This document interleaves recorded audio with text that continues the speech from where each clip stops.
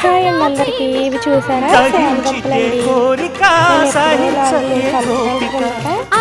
Market నుంచి 10 రూపాయల దుంపలు అయితే కొని తెచ్చి అందులో కొన్ని దుంపలు నాటి కొన్ని దుంపలు అయితే కూర వండుకున్నానండి. ఇంకా అప్పటి నుంచి కొనట్లేదండి.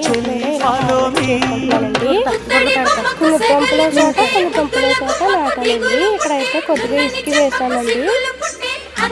కొంత ప్లేస్లో అయితే ఇసుక వేసామండి. ఇసుక వేసిన చోట కొన్ని దుంపలు నానబెట్టినాను, కొన్ని దుంపలు నాటానండి.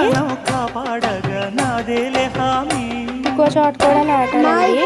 ఇప్పుడైతే కొన్ని దుంపలు హార్వెస్ట్ చేసుకుంటున్నాను. ఈ ఇసుకలో నాటిన దుంపల మొక్కలేమో ఇలా పెద్దగా పెరిగిందండి.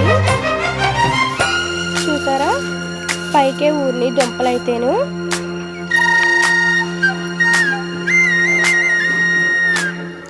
చూసారా ఎలా పైకి ఊరినాయో.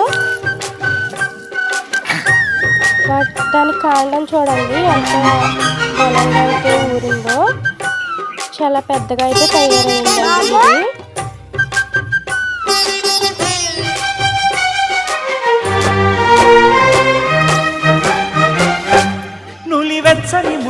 ఇంకో చోట కూడా నాటానండి. ఇదిగోండి ఇంకో చోట నాటానన్నాను కదా, ఇవేనండి. ఇవేమో పెండలం దుంప పాదులండి. ఇవి కూడా చిన్న కొమ్మే నాటాను, కానీ మొత్తం పాకేస్తున్నాయండి. తమలపాకు పాదులాగా, తమలపాకుల్లా ఉన్నాయి కదా ఆకులు అచ్చం. ఇవిగోండి ఇంకో చోట నాటానన్నాను కదా, ఇవేనండి.